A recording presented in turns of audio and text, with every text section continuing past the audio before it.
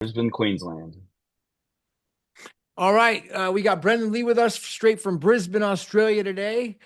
First time guest here, and we're just going to go into everything, learn about him, and talk a little bit more about his background in Bitcoin and what he's up to. So, Brendan, hey, nice to meet you. Thanks for joining in.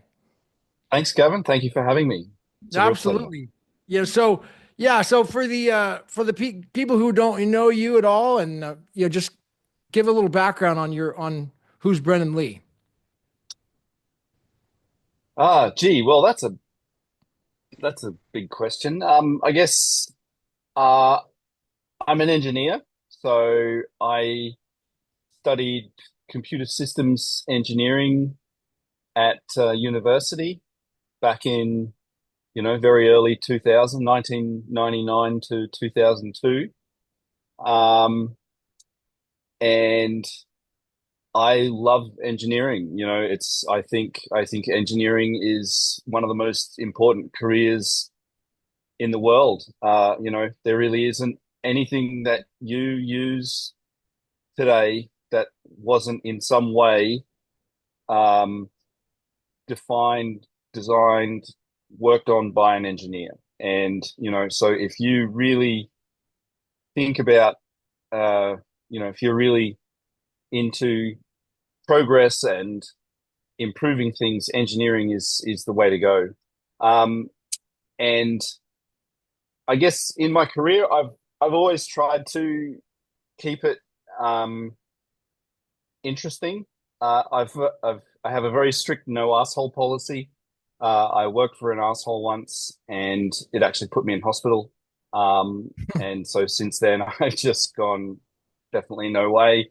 Anytime, anytime I'm faced with a situation where it's work with an asshole or go, even if going means really just being in a worse situation financially, I don't care. It's not worth it.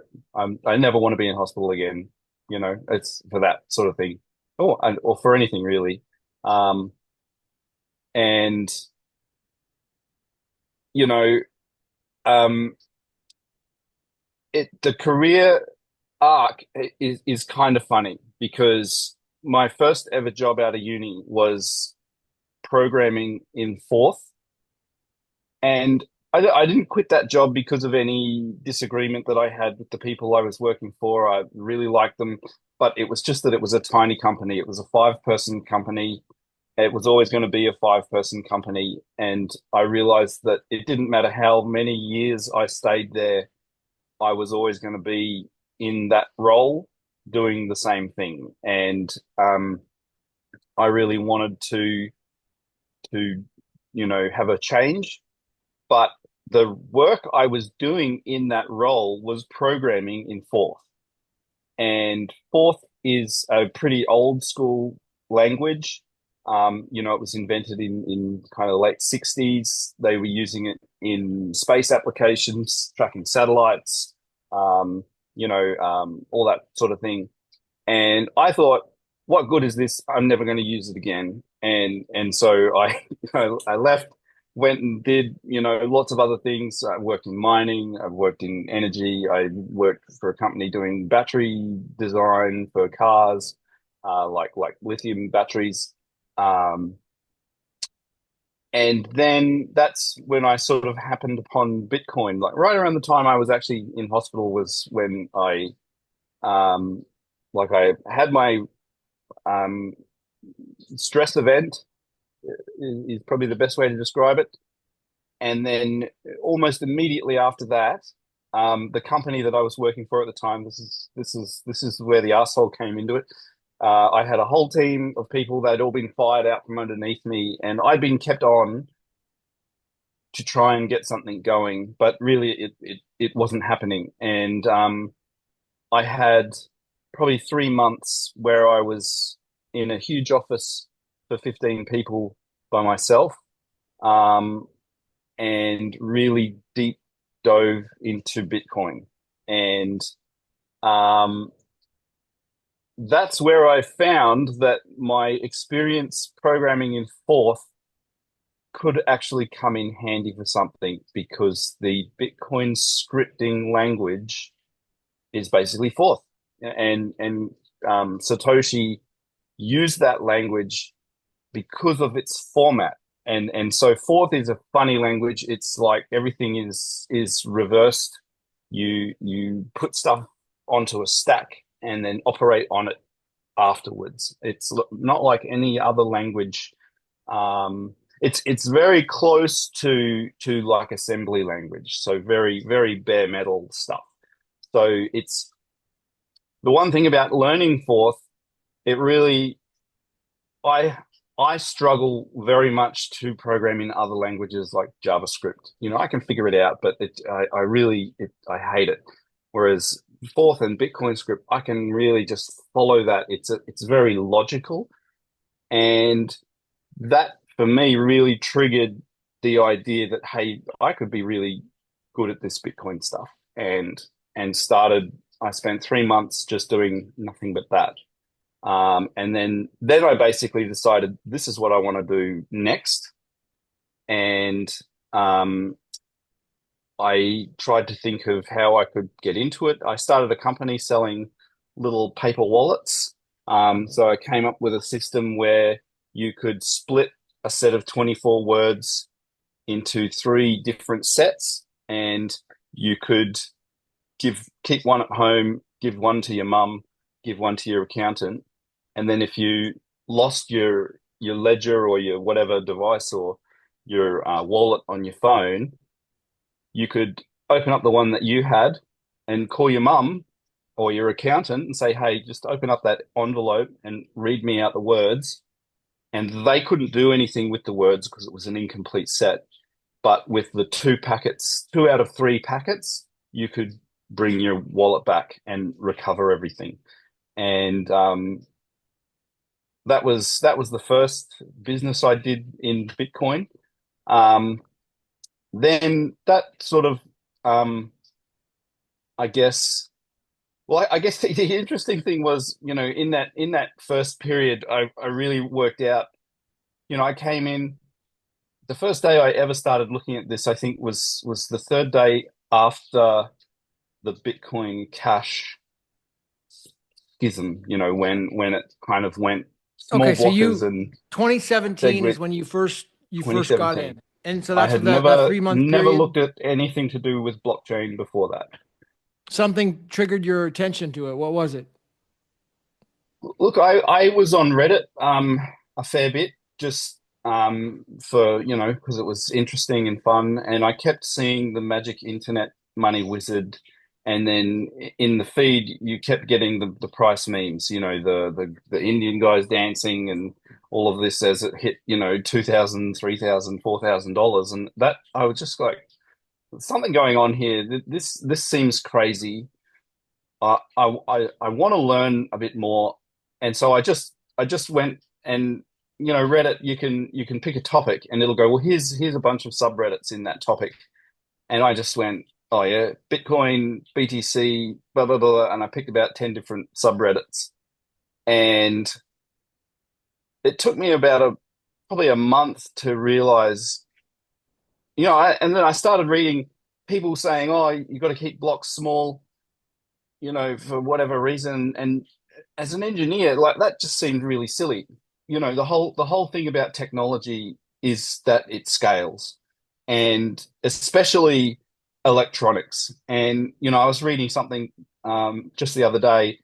They're talking about Moore's law, and what they were saying is that since the day that um, what's his name? I want to say Chuck Moore, but he's the guy who came up with fourth. Um, the Moore from Intel. Anyway, I forget his first name, but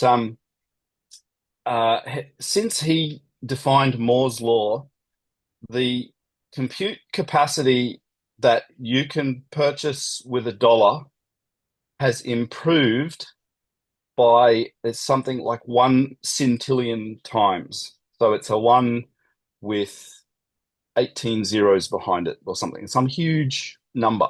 And just that the amount of transistors that you can fit on silicon for a cost has improved so dramatically in that time. And even since Bitcoin came out, it's several million fold.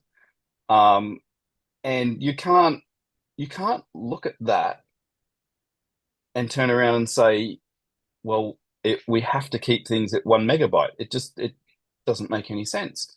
And so I was reading that and going, well, this is ridiculous. And that's when I kind of realized, hey, there's a civil war going on here. This is like this whole thing is really splitting in half. And you've got a bunch of people who really, as far as I can tell, they want to do something that's really stupid, that's going to completely limit the ability of this system to have any impact on the world.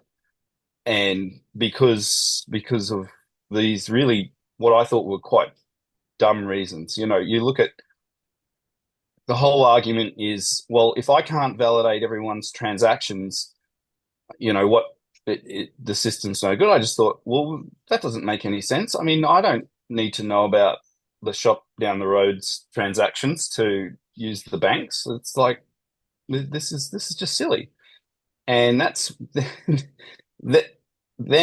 that's kind of when it flipped for me. I went, hang on, now I understand when people say Bitcoin Cash. It was Bitcoin Cash at the time. There was no BSV, obviously, back then. But Bitcoin Cash is Bitcoin because Bitcoin, the whole point of Bitcoin is a globe spanning cash system. And I just kind of went, if this is gonna be a career, I have to do this. I have to be on the side of progress. And as if you're an engineer, there's no other way to look at this. You can't come at it from an engineering perspective using critical thought and this understanding of the rate at which things improve in silicon technology and make any kind of argument that 1 megabyte blocks are a sane and rational thing to maintain. It's just a non-starter. And it comes back, there's a lot of talk in BSV circles about how, this is Marxism, the whole BTC core, it's a communist idea. And it makes me think of an anecdote, like, so they say, well, everyone must have a copy of the blockchain. And there are the guys out there that run half a dozen nodes in their basement. And to me, that is straight out of China during the Cultural Revolution. There was a big thing. They would bail you up, and it wasn't good enough to have just one copy of Mao's Little Red Book. You had to have two or three or even four copies on your person at any one time, so that if you found someone who didn't have a copy, you could give them one of yours and you could still have more copies. And to me, that was just such the comparison here. I just kind of went, yeah, this makes sense, that this is a complete takeover by these kind of very communistic ideas of how the system should run. And in reality, this is a technological system. And anyone who is holding on to this idea of 1 megabyte blocks is really thinking like a cultural revolutionist, and they're trying to destroy what was there before and replace it with something completely different and say, no, it's the same thing. And we're still having that argument today. I can't believe it. It's 7.5 years since then, and it's still the same argument. And now you look at where we're at with BSV, we've scaled it 6 orders of magnitude in just, really, really since 2020 is the real progress on that. I think between 2017 and 2019, we went from 1 megabyte to maybe 32 megabytes or something like that. We're now at multi-gigabyte. We're at on Teranode testnet, really millions of transactions per second, multi-gigabyte or even many 100 gigabyte blocks in testing. And the sooner that can come out, and be ready. I think, the sooner we can really go to the very big customers, which are nation states, and say, this system is now ready. We can take this and we can really revolutionize the way people use money. And it's not that they have to start using some other currency. We can take your existing currency, say the US dollar, the Australian dollar, the yen, whatever it happens to be. We can have you as a government bring the mint in, sign it like you do now on a banknote, put the treasurer's signature, put, everything just the way it is. But now those banknotes are these digital objects and they can be transferred. We have a chain of signatures, and this can be a way to really, put nitro gasoline in your economy and power up the transactions. We can lower the limit of what a transaction needs to be processed online. And this is one thing I think that doesn't get anywhere near enough discussion, is the stranglehold that payment processing companies have over internet transactions, and the fact that that stranglehold is really keeping the cost of transacting very high for what they should be. It's, if you're just trying to run a small business, you're paying 30 to 50 cents for every swipe of a credit card. And when you're doing online transactions, there's no other way. You can't take cash transactions. And so if you want to start small and sell content, it forces you to go in through these big houses who take the money on beforehand, and they give you a small amount of that. You look at YouTube, the advertisers are paying them, you know, huge amounts of money, and really the amount that's being redistributed out of that to the actual content creators is very small. And I think people get starry eyes when they see, these people who have tens of millions of subscribers, making hundreds of thousands of dollars. But the reality is, for every 10,000 people who try to make a career in streaming and generating content, there's really only a small handful who ever make any kind of money out of it. And so what we can do now is create a situation where you can create and deliver your own content and be your own payment manager, because you can take the payments directly in cash, and every cent that comes through will go straight into your wallet.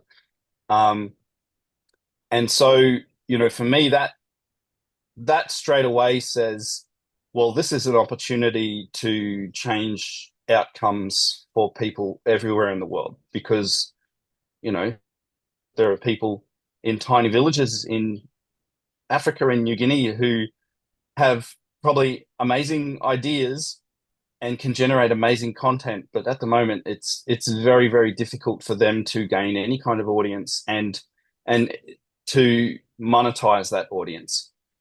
But with this system, they can straight away start making money, and even if it is only small amounts of money at the beginning, you think about, to make any kind of money on even X or YouTube, you have to be getting millions of views every month before they'll even let you turn monetization on.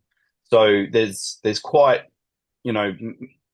probably at least a year of working for nothing before you get a chance to turn that tap on at all. Well, now we can actually change that so that you can start earning small amounts of money instantly, and you can really be in charge of what that costs. You at the moment you have no choice. It's one view gets you this amount of money, and that's it. And that's purely 100% up to them. And they can change that at any time. They can turn around and say, oh, we'll change our terms and conditions. And you don't get to say, well, I don't agree, because they'll just kick you off. And so, this system really opens up the whole world to everyone all at once. And that's what I find so compelling about this entire idea is that in terms of a human future, it's trending towards faster, smaller businesses. It's trending towards more connectivity. It's trending towards more content people consume, more content, more diverse content. So it's not like, you know, if you compare the person who watched 3 hours of television in the 90s per day, they probably watched, say maximum six shows, usually more like three or four. They watch the news for an hour, they watch The Simpsons, they watch Seinfeld, whatever, a couple of other things, and in those you get the ads. Now, in 3 hours, you can watch content from 100 different content generators, um, and see no ads. If you're a premium, I have YouTube Premium, and so really, there's the only ads that I see are the ones that the content creators put in their content themselves, and I just fast forward through that anyway. Um, but it's in that kind of context, you can't turn around and make the argument, well, we have to keep this system tiny, because you can't trust the system unless you have copies of all the transactions. It's like, no, we don't need Mao's Red Book. That experiment's been tried. Even the Chinese agree that there was a lot that was wrong with that. And look, they still adhere to some core tenets of that system, but there's no one running around, or very few people, I should say, running around with, you know, four copies of Mao's Red Book in all their different pockets these days. And so yeah, for me, this career choice has been uh, an opportunity to take part in, I think, a payment revolution.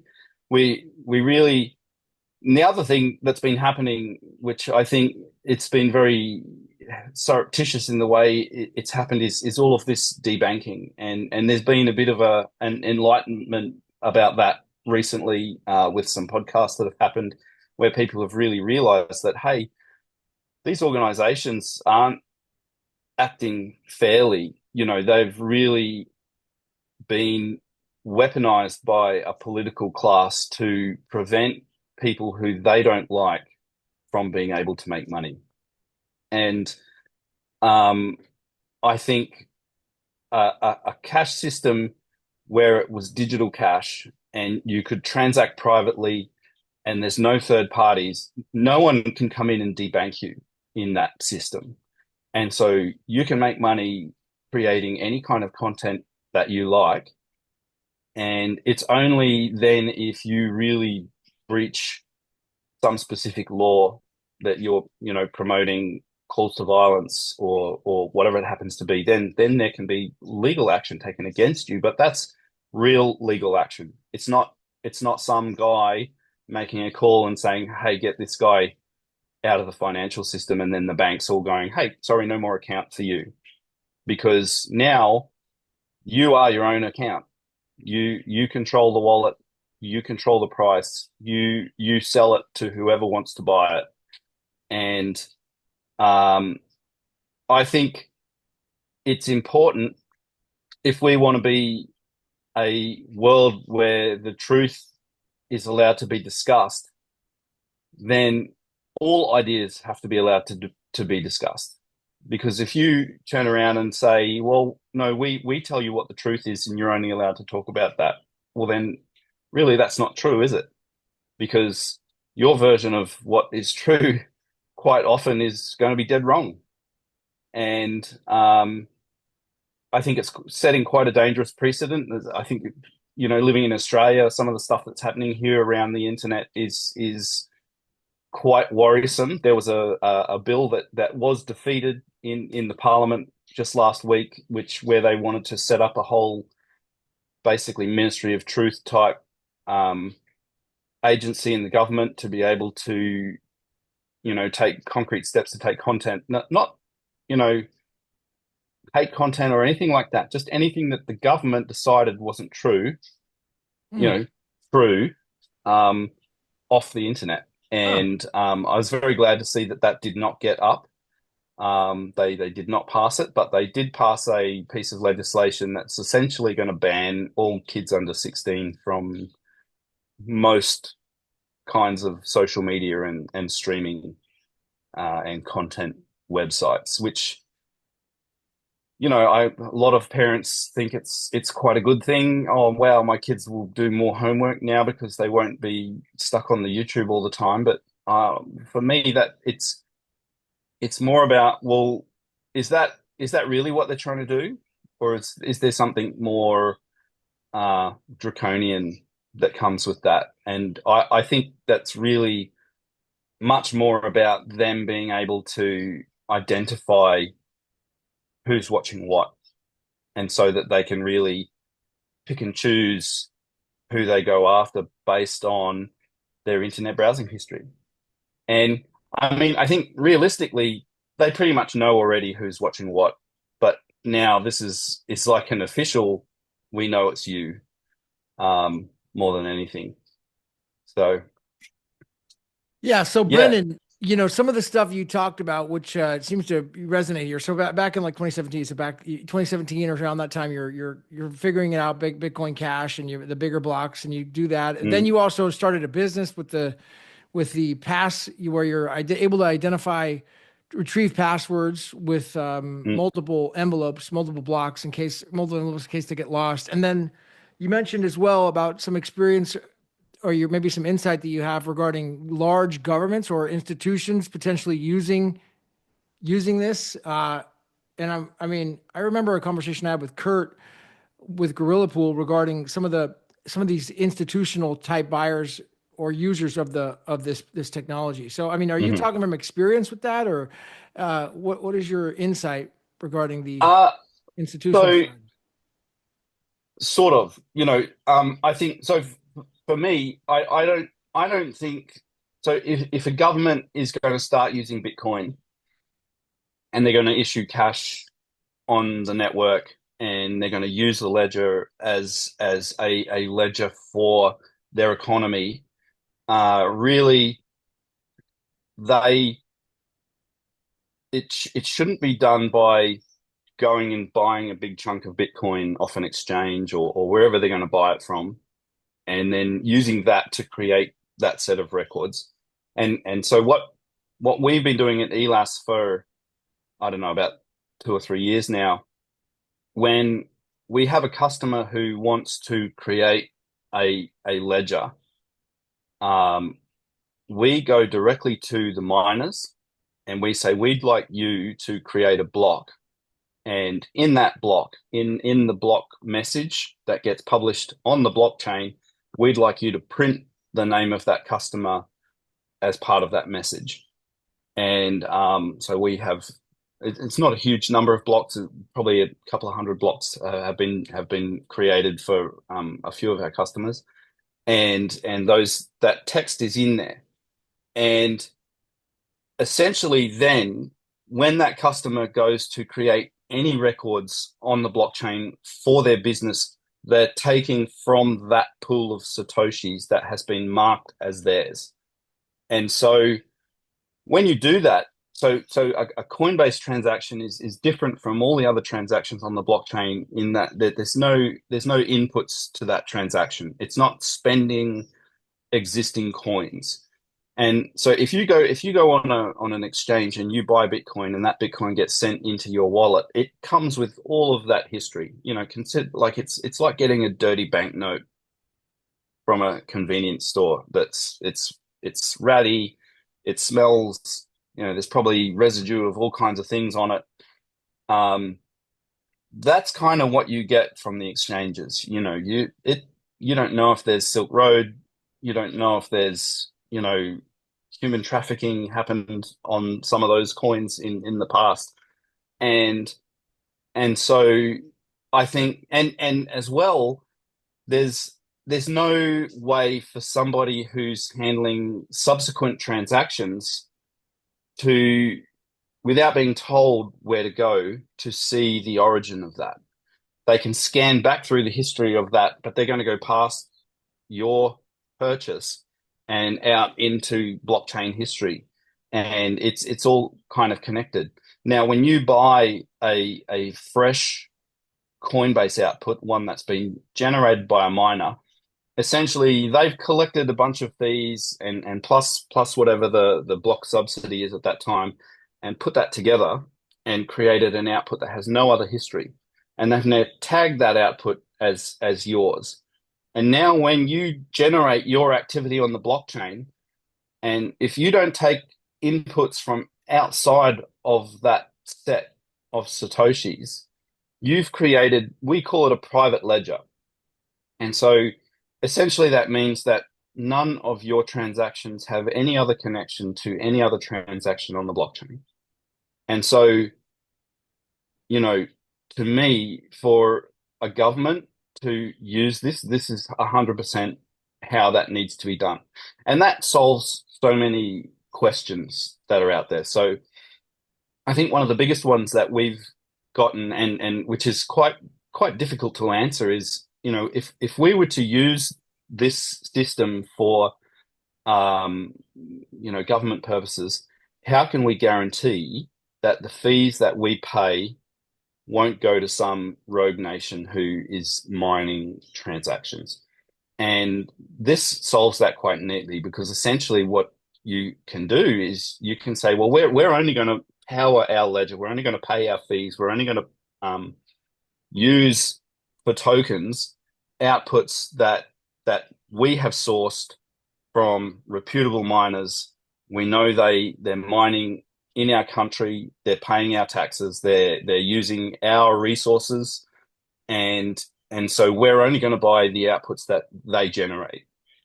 And this is how you commoditize Bitcoin. So you think about a commodity, like say crude oil. There isn't just crude oil. There's Texas crude, there's Saudi crude, there's 100 different types of crude, and they all have different properties. They all have a different makeup, and they can all be used. You know, essentially it's the same thing. They're condensed hydrocarbons, but they can be used for different purposes, and there are different markets for them. And you have people buying crude from one part of the world and using it in their own systems, and they're breaking it down to make the same products. You know, they make petroleum in Russia the same as they do in the USA. But in the USA, they're using crude from Texas, and in Russia, they're using crude from Russia or wherever it comes from.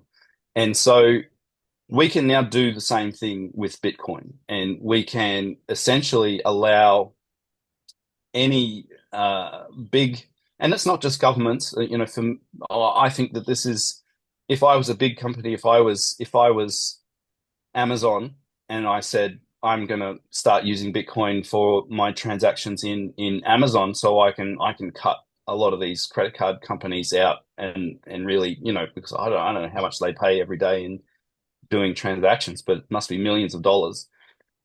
We can now cut that millions of dollars down by, you know, several orders of magnitude, because we can process these ourselves and really make this much more efficient. If I was Amazon, the only way that I'd be considering doing that was in a private ledger where there was no other incoming Satoshis from outside. And so for someone who is using the Amazon ledger and observing their own transactions, that's very there's a lot of comfort in that, because I can now scan back through the history of anything that I'm shown and told is an Amazon transaction, and I can find, you know, in a few transactions I can find a Coinbase transaction where there's a brand new output that was created. It says it's Amazon. I can validate that it's Amazon. It's very easy. You put a big ring fence around all of your activity, and that is you.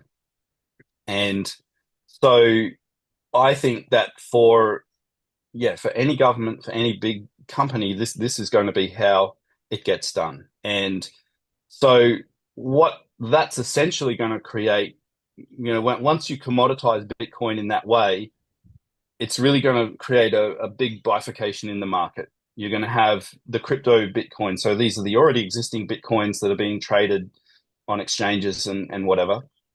They'll have one price, but then you'll have these minor outputs. They'll have a different price, and that price will be dependent on any number of factors. So the biggest one being, I think, where they're being mined. And so where have you set up your business entity? Where are your facilities located? What where is your energy coming from? And what is the source of that energy? Are you burning the dirtiest, cheapest fuel possible? Or are you sourcing clean solar energy, where they're trying to push um, or essentially where you have situations where there's this excess solar energy. It's a big problem here in Australia. Well, now we can actually create businesses that are sucking that energy off the grid, using it when it needs to be used, and we can attach a premium to that, and the government can be saying, well, this is actually what's being created here is useful for us because we can now take that and we know that the money that we're paying for those coins that are being used in our economy and used for our, government systems and whatever, we know that we're paying Australian businesses to create that in Australia. And it doesn't matter when the transactions are performed, you pay, say, one Satoshi fee for a transaction. It doesn't matter if that gets mined by someone who we don't necessarily like. All we are expecting once the transaction is done is that it will get mined. And the thing is that even if it is mined by someone we don't like, we never allow them to realize the benefit of that in our economy. So even if we're paying a premium, that premium is not accessible to them. They have to go and sell it So in back to in their the own market. now, Brendan, take me back. So let's say that you made a good point regarding Amazon using blockchain. Let's say that they wanted to cut all their costs and they said, we don't want to pay the 3 or 4% credit card fees anymore. Yeah. It, you know, like if you were talking to, let's say, Amazon or any business, like, and they were like, that sounds attractive. Why wouldn't I want to do that? But how can I possibly do that? Because they got customers that are going to pay in fiat, and the customers are going to pay in fiat on a credit card, and the credit card says Visa on it. How the heck are they going to get? You know, I mean, is it? Yeah, that's a great question. I think there are things that need to happen first. I think really it's for that kind of thing to work. It's government first, and so we have to have a government come along and create a new cash. So we have to have a reissuance of a national currency, or not a reissuance, but they need to start issuing the cash currency as blockchain cash on Bitcoin. And so we have to have US dollars, Australian dollars available to people to earn and receive into their own wallets. And then once you have that, once there is a what you would call it a source of this new cash that people have, you know, in their wallets that they can spend. Well, now as a company, Amazon can start accepting that currency for purchases within the platform. And so now they can really say, well, yeah, Visa is still an option, but hey, we'll make it a little bit cheaper for you if you will pay in this medium, because for us, this is far more liquid. We get access to the money instantaneously. There's no processing. It doesn't cost us whatever it is, percentage or a fixed cost. And so we can pass that discount back to you. And now as we receive this money, now we can actually use that ourselves to pay our employees. We can spread that. We can use it to pay our suppliers, use it for anything we like. It And may. so It's possible that it may be even sooner than that, though, because the way I, something to consider is that there's the stable coin NEE money. It's already licensed and regulatory compliant in the US and right now. And so they're launching it on Bitcoin SV here soon. One of the things that the way I understand it could work is basically somebody pays with Visa MasterCard. They will then be buying the stable coin, and the stable coin will then be able to use for a transaction. But it'll be, let's say, for the merchant that's holding it, it will show in US dollars. It's a stable coin, but it doesn't have Yep. the credit card fees. Uh, so one way could one way to do it just by the merchant, let's say, acquiring the stable coin, and then the merchant then selling it just like it were US dollars with a credit card. They're, let's say, have $100,000 of the stable coin, and then they offer to their clients, and they're refilling the wallets, with the stablecoin purchase. So that way it reduces all the costs down and logs everything on chain. I mean, that's just an idea. Yeah. I think for me, the idea of stablecoins has this. It's not currency. It's sort of another layer above, and so that's very much a business decision. I mean, they could do that, and so that it would have many of the same advantages in terms of transaction processing costs, but there's a certain amount of trust there. They need to believe that no matter how much of this MNEE that they accumulate, that the company who is issuing MNEE, and because it really it's a company now, it's not a government, has the ability to transfer that back into government money for them.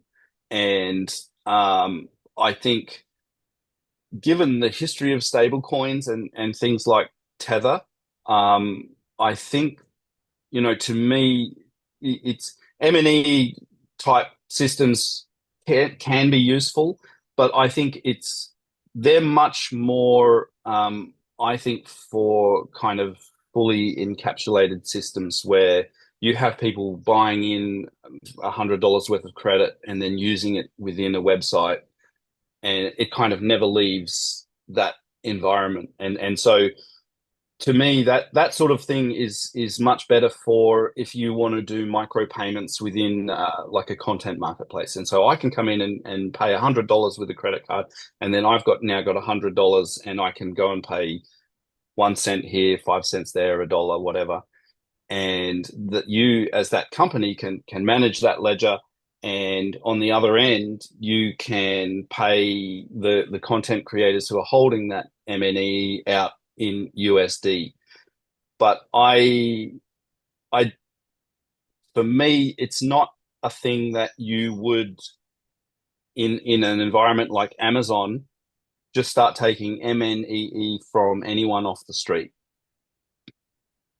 Um, it really has to be that the that what you're taking as payment is every bit as real as currency. And the only way that that can happen is if it is government issued. Um, yeah. All right. Well, the the closest I've seen about that is that Bank of International Settlement. They've come out with some white papers on releasing some sort of Mandela project upgrade. So that sure, I had an engineer on the other day, and he walked me through this paper, and I thought, wow, that really, they had some proof of concepts in there in the 77 page. So I mean, it looks like it's in the works right now. Oh, look, I definitely think the world is trending towards, digital money. And let's face it, I think it's correct to say that more than 99% of money is digital now. Um, I I don't think it'll ever be 100%. And I think one cool thing that happens when you issue the money on BSV is that you can actually issue banknotes, and then you can create a physical twin. And we have this idea of a digital twin of a physical object. Well, we can actually flip that, and we can say, well, no, the real issued currency is a digital token, and what we can do is now create a physical twin of that digital money, and we can even embed some technology into that banknote where I can tap a mobile phone against it, and I can prove pretty irrefutably that this is a genuine dollar bill. Um, Here's the token. That's definitely a real token. This is the real banknote, and I can, we can really have a money that's much harder to counterfeit, and so we can keep paper in the economy, and I think that that's quite important for people to have that physicality about it. There is a level of convenience to physical money that digital money doesn't have in certain situations. Um, and I think starting at those upper levels of money, issuing bonds, enabling interbank settlements on blockchain is important, but care needs to be taken that that does not become a central bank currency that gets pushed down into the cash layer. I think for the cash to work, it's got to be public ledger cash, because otherwise you end up in a situation where the government isn't just using the ledger, they're the ones controlling it and operating it. And whenever you do transactions on that, the only ones who see it are the government. And there's huge privacy implications that come with that. Essentially, they can change the rules such that they'll know everything that you're doing. And whereas if you do public ledger cash on Bitcoin and you do it properly, you can be transacting and you can be private. And even though the government can see that the money's being used and they can see that it was transacted, unless there's some dispute and you go to authorities and disclose, hey, there was some fraud or something, that really there's not, uh, to me, any really good way for them to be able to pin down exactly what the activity was, who was transacting with who, because, like it says in the Bitcoin white paper, from a public perspective, the keys are anonymous, and so we Right. can we can maintain that extremely good level of privacy that we have in Bitcoin, uh, in that cash economy. And Yeah. so, um, to me, yeah, doing it on a public ledger, and the thing is, if you're doing it at the cash layer on a public ledger, you're not going to go and have a separate ledger for bank settlements, because everything that you're doing in that separate other layer can be done on the same ledger where the cash is being handled. And so the thing you would do is bring everything into the same place. You would have one US dollar ledger where all US money, be it cash, be it bonds, treasury notes, whatever it is that's being used, all of that is within that one ledger. And so all of that is being issued from coins mined by order from the US government. And so the US government can say, well, we need 500 billion satoshis, every month, or whatever time frame it happens to be. Here's where you can come and register as a miner and start making blocks for us. We'll take them off your hands for this amount of money. And as long as you can meet these conditions, then we'll do business with you as a miner. And if you want to build it in America, make it in America, this is the way to go. Um, So, what sort of customers are you working with right now? Are you targeting like, and what sort of services do they demand from you? so we have a few customers. We've been working with Tokenovate.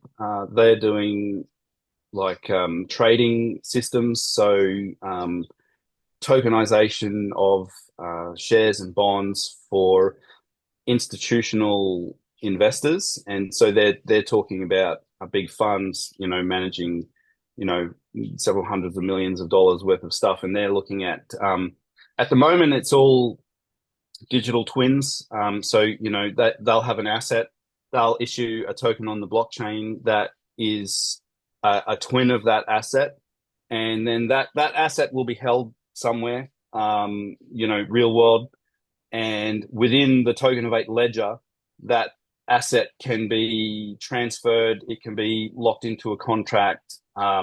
Things can happen on top of that contract, and then really the contract is there to act as a backstop so that when you know depending on how things pan out at the trading level, that asset can be allocated to the right person at the end. Token of it is a And very ambitious project. I mean, it's like a super ambitious project, isn't it? yeah, Tokenizing like the or tokenizing for the CFTCs or the Commodities Futures Trading Exchange, that sort of market. yeah, I think that's where they want to go. And it's ongoing, the work there.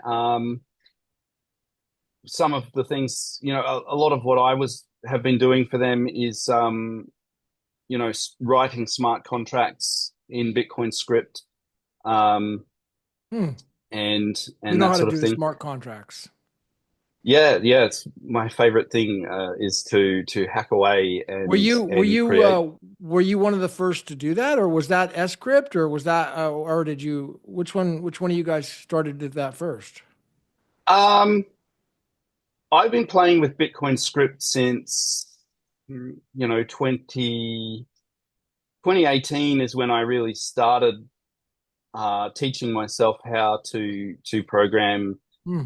outputs and put novel scripts together. But back then it was very restricted, and you could create outputs with custom scripts in them, but the network rules were such that you could never spend them because if it wasn't like a standard output type, like a pay to public key hash or something like that, they the network wouldn't allow you to spend it. And in fact, most of the libraries that existed, JavaScript libraries and things like that, were written around only allowing very particular types of scripts to be used. And so this is another thing that's happened in Bitcoin Core is that even though they do have Bitcoin script, and it's a restricted version of Bitcoin script, they don't have they can't put strings together. They can't do basic arithmetic Yeah. inside the Speaking script. of Uh, Bitcoin Core, why do you know why if people keep saying that Bitcoin Core they're going to scale, they're going to do 1 million transactions a second one day. They got this plan, and I hear this very convincing people that I do actually respect, and they tell me this, and they say, "Oh, it's happening like they it's tell it to me done too. tomorrow." They tell it to me too, and Okay, I'm they just tell it like, to you well, too. if they were going to do that, they would have done. They would have started at least, and they haven't started. It's like, yeah, you can promise the sun, the moon, and the stars, but unless you start building a spaceship, you're never going anywhere, mate. Well, what seems to be the problem with with what they're doing with what I see them doing is they do what's called another chain or maybe a copy like fractal and these other things. What are these other things that they're testing on, or ordinals? Like why are they? I guess what's wrong with them or what's different about them? Like I mean, I, the way I've described it is BTC is a donkey, right? It can carry 7 transactions a second. It's very slow. It does what it does. It's grumpy. You poke it the wrong way, and the cost of transactions goes up by tenfold overnight. Um, it doesn't matter what kind of system you design in a layer two, you still have to strap it on the back of the donkey. And so even if you were to design a spaceship, that donkey's got to carry it to space. It's never going to work. You can't have a system where the base layer, the base protocol is completely immobile. And so this is the problem with BTC is that they have this very immobile base layer where it's very expensive and difficult to move tokens around. And it's basically impossible to do anything clever. Um, and they keep saying, oh, well, the Lightning Network was meant to enable 1 million transactions per second. But if you read the Lightning white paper, it's very obvious in the design of that platform that as soon as it gets to a certain point of scale, the whole thing breaks down anyway. It can never support the levels of transactional activity that are needed to run even a small economy, let alone an economy the size of the United States or some other country. And so, you look at any other successful protocol, and probably, I know this example gets bandied about a lot, but it is because it is probably the most successful protocol is internet protocol. And, this conversation is being carried to my roof, up a satellite, over to America, and back down to your screen using internet protocol. And the amount of traffic on internet protocol has grown astronomically in the last, 3 decades, or I don't know when it came out, like 80s. Um, and so the reason that it's successful is because it has scaled successfully. And so if you will not scale, and the other thing about internet protocol is it's just the base protocol. And there's 50 other protocols that sit on top. And in this conversation, there's internet protocol, and then there'll be probably TCP, transmission control protocol. And then on top of that, there'll be Zoom protocol, where Zoom is determining how best to chop the video up into little chunks and fit it inside the packets so that internet protocol doesn't have to think about it. And so you have to have a protocol that's at the bottom that is not worried about what you're doing on top as long as you conform to its base requirements. And then it's got to be able to do that base requirement thing massively at scale all the time. And so if you're not willing to scale the base protocol because it doesn't fit in your pocket and it's not Mehl's little red book that you're carrying around with you all the time and running in your basement, then it's not going to work.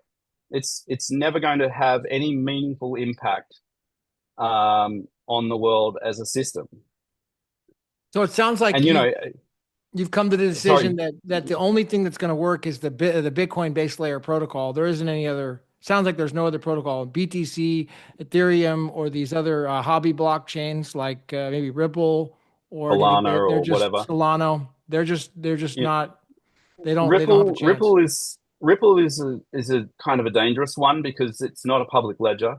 The banks really run Ripple, and it if it was to become, and it's not scaled anywhere close to what BSV is scaled to, but I can see why it's attractive.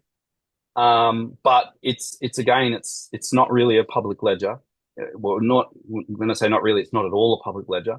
Um, and so yeah, for me, it's Bitcoin SV at today is the only thing that works. And that's not to say that someone won't come out with something that's just as good. And that's probably the biggest danger to BSV at the moment is that someone could come out with something that's just as good, has all the same properties, and is different enough that whatever IP is there is not doesn't relate. But I think it's unlikely given how long it's taken to get here to the level of scale. It's an extremely complex problem to solve. The thing is, though, once you've solved the problem, the setting up of nodes to mine at that level really becomes a lot easier. And I think that's what we're seeing today. We're seeing the miners on the BSV network are all putting Terranode onto mainnet. It's definitely listening. I don't know if it's actively mining yet, but really, it's ready today. So, the decision point for governments is, well, do we want to wait potentially 2, 3, 4 years for a new idea that really just apes what's already being done here today? or do we want to take what's already been created and use that? And because we can see right in front of our faces that it's working. Yeah. Yeah, and it seems like that's what's being displayed. So, man, it's Sorry. like this excitement for 2025, for what's to come. And I mean, and time passes so fast with this Bitcoin and online stuff that a year is like, could be like a decade, I mean, it goes so Oh, fast. it goes so quickly, doesn't it? Like Yeah. I can't believe that it's already the end of 2024. Yeah. Mm. Yeah, it's pretty incredible. So, all right, so if people want to contact you, how do they do that, Brendan? Oh, look, my DMs are open on Twitter. I'm just Brendan underscore Lee underscore underscore. Um, or they can just email me, Brendan at elas.co. Yeah, those are probably the two best ways of getting in touch. Um, Nice. Out in yeah. Uh, Brisbane. Nice. So, yeah, I'll have to be out there. I'll be out there in Melbourne at some point in 2025. So I'll definitely have to we'll have to connect and yeah, definitely come up. Brisbane's great. It's such a nice city. We have I reckon the weather's not that great today. I don't know if you can hear, but it's pouring rain at the moment. But I think it's got some of the best weather of any city in the world. We have, I think sometimes over 300 sunshine days a year. So it's one of the things that, we look at. We're My wife and I are always like, oh, why don't we move here and why don't we go there? And it's always like, oh, but the weather. it's actually really I, beautiful. That's it's incredible. beautiful. It's a tree-lined city. You can go up. There's a mountain just here close to where I live, where there's an observation deck, and you look out over the city, and there's just trees everywhere. A lot of nature, birds. The birds wake us up in the morning, which I love. I mean, there's birds everywhere, but we get some really great, cockatoos and all kinds of different things flying around and making heaps of noise. And yeah, no, that'd be great. If you are coming to Australia, definitely let me know, and we'll have to catch up. Absolutely. Yeah, I will. Yeah, all right, Brendan. Well, thanks again. Let's do it again sometime. I really appreciate connecting with you and doing the show. So everybody, be sure to hit the like button, subscribe, and contact Brendan on X there or his email address for more information. All right, Brendan. We'll see you at the top. Thanks very much, Gavin. I